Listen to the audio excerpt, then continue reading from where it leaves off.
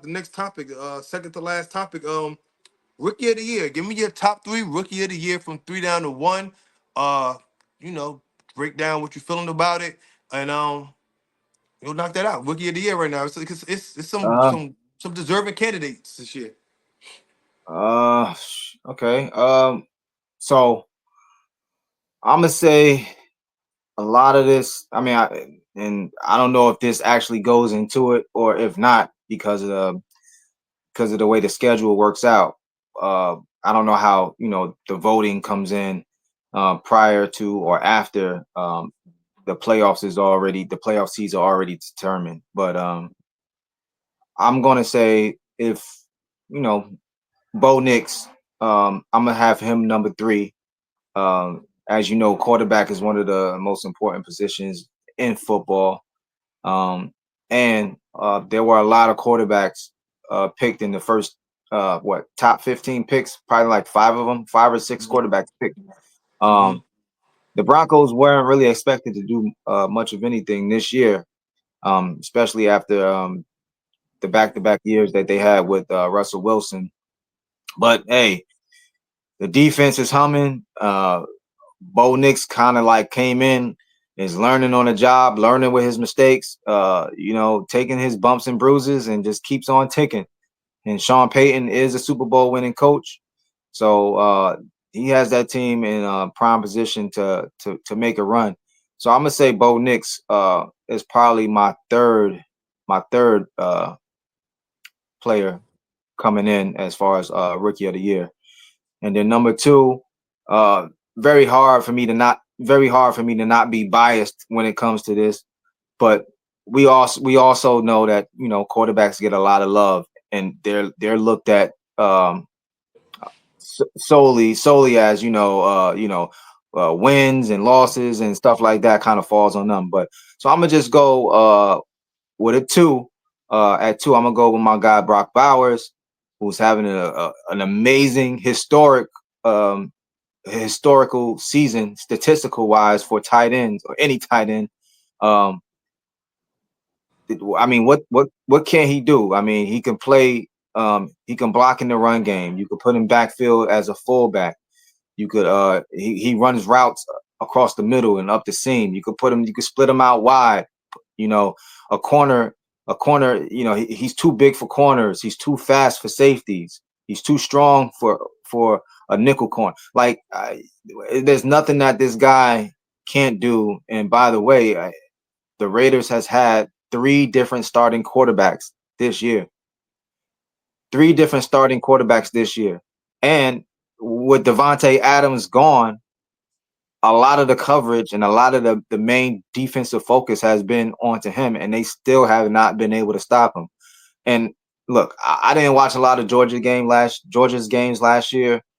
And when they were saying like, yeah, this guy is a generational talent, I looked at it, but I didn't really believe the hype that much. But hey, would I have liked to have had a quarterback drafted last year? Of course. Did we draft a quarterback? No. Did we draft the best available player? We sure did. And right now it's paying dividends. So I mean, this guy is gonna definitely shatter what Laporta did last year. Yeah. I just want to run off some numbers real quick Yes, before we sir. go to the next. So Laporta last year had 86 catches, 889 yards with 10 TDs in 17 games. So Brock Bowers has 84 catches right now to Laporta's 86. Still got a lot of this, like 4 weeks of the season left. He has 884 yards. Laporta had 889 yards. Still got 4 games left. The only like clear cut category that Laporta has beat him in is 10 touchdowns to 4 touchdowns. And to me that falls on the quarterback play. Because if we had like above or just average quarterback play in the red zone, I mean, come on, I would say at least 2 to 3 more TDs. But listen, I'll take what he has right now, and right now I think he's an All Pro right now as a rookie. Yeah. So number one. Number one, I'm going with your boy Jaden, man. I mean, like I said, you guys had the most turnover. Nobody thought y'all was going to do anything this year. You were also in a division where you had the Eagles and you had the Cowboys, threatening to, take all the national media coverage, and you know what I'm saying. Yeah.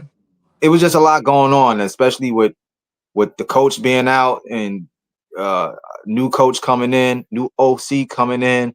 Um, you had the stuff in the background with the owner and the team selling the team to a new ownership group, new GM coming in. There's a lot of moving parts, but to do all of this and have a lot of moving parts, that's just exceptional. And even like I said, when I watch Jaden, like he's poised, he's cool. Nobody, like nothing seems to like throw him off his game or affects him.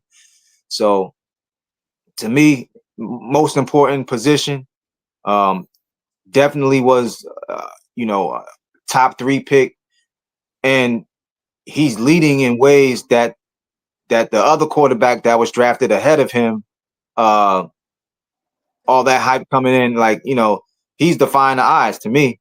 So um, I'm gonna say right now he's number one. It could change. Got 4 more weeks, but I'm gonna say right now Jaden is number one, leading in that. So for me, um, I want to say if Drake may play the full season and he played the level he's playing, I think he would definitely be making some noise in this race. But for me, I have Brock at number three. I would like to see him. He's gonna definitely break the record for catches. I don't think he's gonna catch up with the touchdowns, but I would like to see him break the yards. I think it was Mike Ditka, but that's tough. That's gonna be tough to catch Mike Ditka. But Kyle Pitts had 1,026 yards, his rookie year. I would like to see him get past that. I think he should. I think he will. But there's many reasons why I got him behind the other two guys. For one, Mhm. as you spoke of, the position. The most important position in the field is the quarterback. And the two quarterbacks I have ahead of him are having really good seasons themselves, and they're impacting their team, meaning they're winning. They Much both are in better. playoff Yeah, position. So I can't put Brock over them two. But he had, like you said, an amazing season. To me, he's the best tight end in the league this year. And hopefully for y'all, he'd be the best tight end going forward. But for sure, this year he's the best tight end in the league. His only comp, honestly, from what I see right now, is going to be Laporta. Uh, that's it, because the Bills, KK didn't do what I thought he would do this year. I think we know Kelsey's on his down years. Andrews is done, he's on his down years and he's splitting with likely. Yeah, so he has every chance to be the best tight end going forward for the next 5 to 8 years or whatever. But then number two, I'm gonna talk about two and one at the same time because before this past week, it was a lot of buzz of Bo coming for Jaden's for rookie of the year, and I think it was very much well deserved. He's been magnificent, and Jaden actually took a step back the last 3 games. But then you take a look at the numbers. Touchdowns, passes. Bo has 16. Jaden has 15. hmm Uh, Rushing touchdowns, Bo has 4. Jaden has 6. That gives 21 for Jaden total, 20 for Bo total. Yards, Jaden has more yards passing with one less game. He played the first possession of the Panthers game and got hurt and didn't play again. And that's the game where Bo started playing great when he played against them. He threw for 4 touchdowns when he played against the Panthers. Panthers, right? So that would have been a heavy stack game for Jaden. More than like that, he drove to the 1 yard line when he got hurt. It was the first possession. So that would have been a heavy stack game. But then rushing yards, he got about 300 some plus change more rushing yards than him. I do believe Bo Nix is has made it a very competitive. Mhm. Um, I think it's one of those things like it's weird to say because they're both rookies. In boxing, when you're going to fight a champ, they say you have to beat him, you have to take it from him. You gotta take it. It's at a Yeah, point that Jaden jumped up to so much popularity that he, when playing well with the popularity, you have to literally take it from him. Like I you're think not going yeah, to be close statistically and beat him. You have to really yeah. Bo gotta go on a tear. a crazy tear. He's right there, numbers wise. I think he's played amazing, but I think Jaden literally has to almost not. I'll say like not fall off a cliff, but a little before that, and Bo has to go crazy for him to win this. So yeah, I got Bo at 2, and I got Jaden at 1 right now. We got 4 games left for both, so we'll see what happens. So I But see. I got those to my top 3. And the last topic of the day and this is very funny. That's the last topic of the day because across my screen about 15 minutes ago came that the Lakers lost to Miami Heat by 41 points tonight. So the question Man. is, there's been a lot of talks. Has Father Time finally officially caught up to LeBron James? Hey,